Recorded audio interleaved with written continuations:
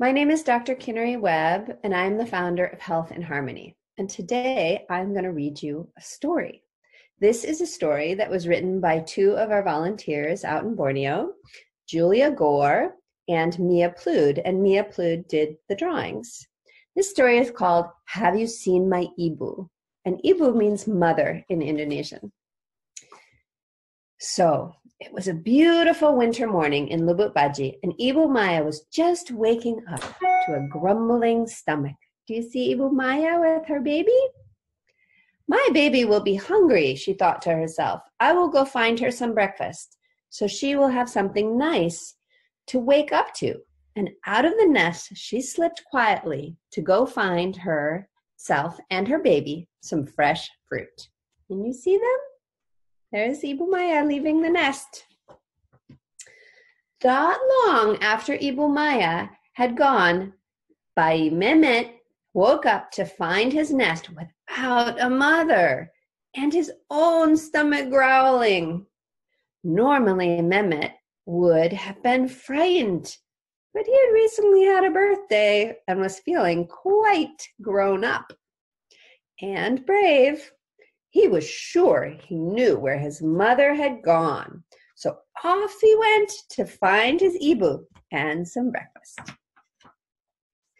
This was the first time Mehmet had left the large ironwood tree without his Ibu. And as he swung his way down to the forest floor, he started to feel something a little more than hunger in his stomach.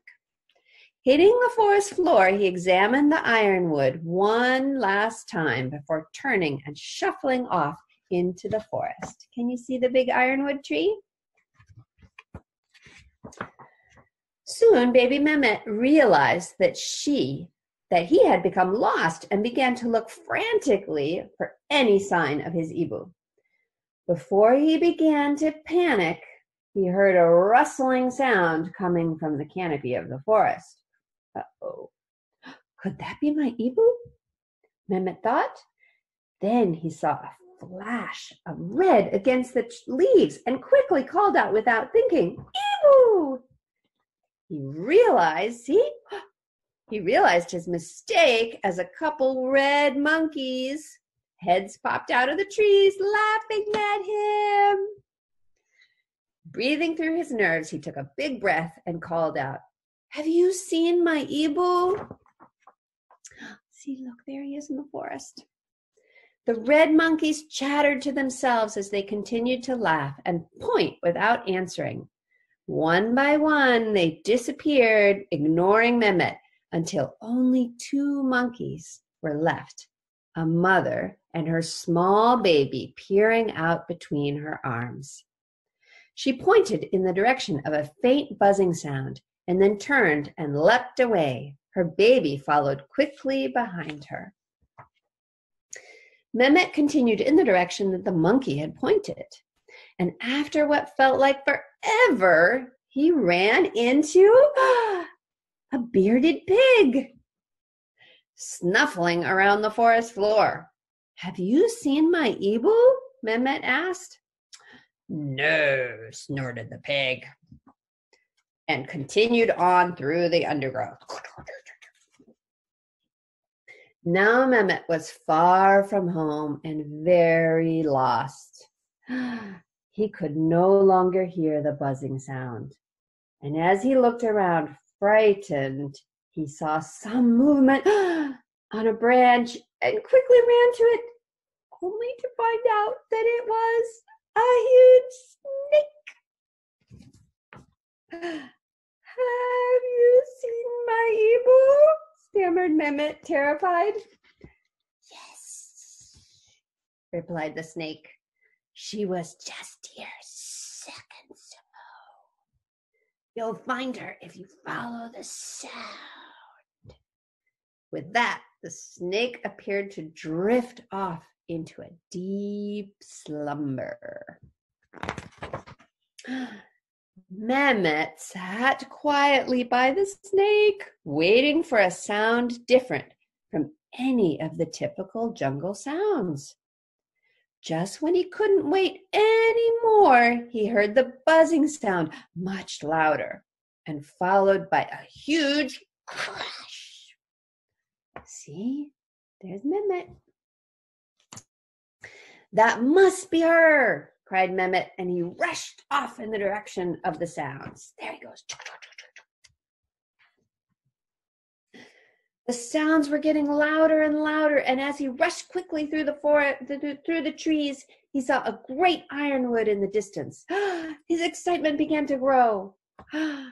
But when he reached the base of the tree, he did not see his mother.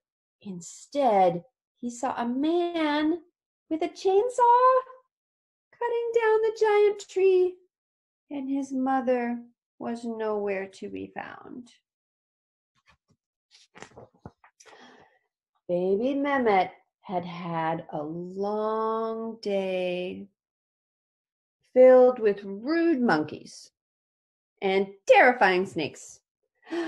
And with another disappointment in front of him, he couldn't take it anymore. He crouched by the tree and he cried. Somehow, the man heard him over the racket of his chainsaw, and he stopped sawing to find out what the noise was that was louder than his. See, there's the man. Seeing Mehmet so upset, the man walked over and crouched down beside him. "What's wrong, little one? Are you lost?" Mehmet peered up at the man, terrified and exhausted. With one last wave of courage, he asked the man hopefully, "Have you seen my Ibu?" "I think she left our ironwood to get breakfast, and I should have stayed in our nest, but I didn't, and now I'm lost."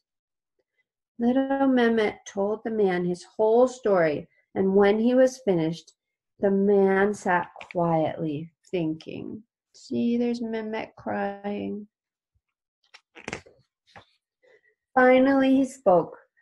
"I was walking through the forest early this morning, and I saw an ironwood that I had decided to cut down. I was about to start sawing when I saw your mother leave the nest.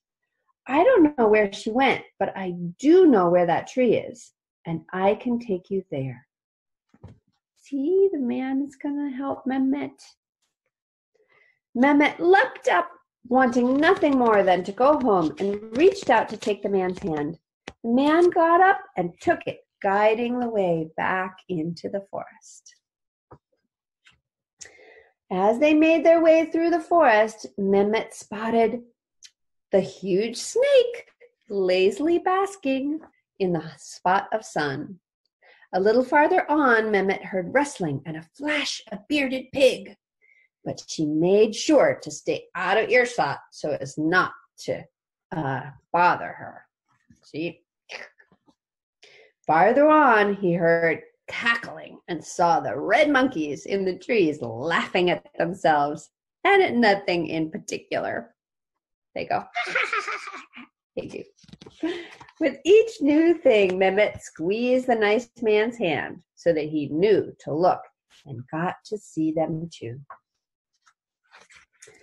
Finally, Mehmet saw his giant ironwood tree. Do you remember that tree? And leaping ahead, he cried, "Home!" He peered up the big tree and saw his Ibu's face peering over the side of it with a relieved look in her eyes.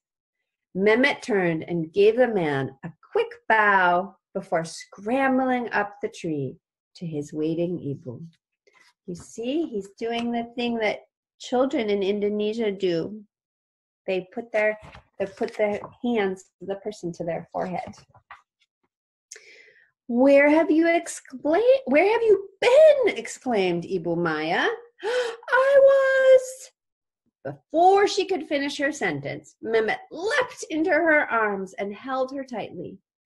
Relieved to have her baby back in her nest and surrounded by a fresh pile of fruit, Ibu Maya couldn't stay mad.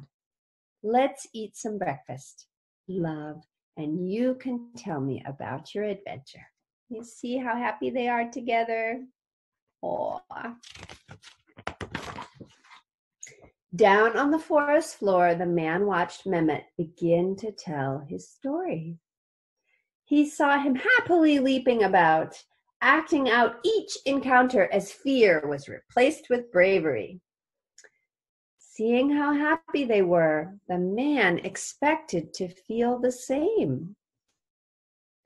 But instead, he felt a pit in his stomach, knowing he had almost cut down this family's home. Maybe I should stop cutting down the trees, he thought to himself. I can find a new job that does not risk destroying someone's home. As the birds chirped and the bugs hummed and the wind gently blew through the canopy, Ibu Maya and little Mehmet enjoyed their breakfast of fresh fruit, enjoying the natural sounds of the forest. Not too far away in a little town, the man set down his chainsaw for good, never to pick it up again. See? Humans can do really well and happy, and the forest can do really well and happy. And all the orangutans can live and thrive. So that's the story that I wanted to read to you today as a happy Mother's Day. Thank you very much.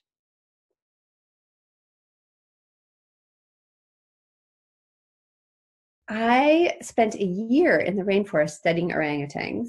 So there's a few little details in here which, for those of you who are interested in the actual science of it, might want to know. So orangutans, they do make nests, but they make them every night in a different tree. So it's not like there's just one home tree. They will move around. And ironwoods are amazing trees, and they are very, very, very strong. They are like an ironwood. I've never seen an orangutan nest in an ironwood. I imagine because it's very hard to break the branches. It might happen, but I've never seen it. And then the other thing is a baby orangutan would never come down to the ground. I've seen adults come down to the ground, but not a baby orangutan because it's too dangerous. So they would stay up in the trees, but they definitely do sometimes explore without their mamas. I've seen that happen. Sometimes their mamas worry about them and they have to come after them. So that's definitely true.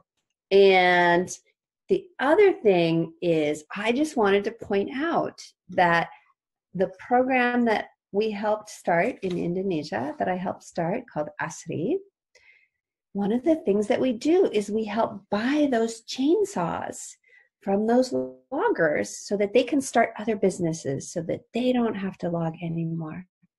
And it is a great joy to be able to help them and to help the baby orangutans and the mama orangutans so that they have their home and the people are healthy and happy and have a good life, because that can happen all together. Thank you very much. It was a joy to talk to you today.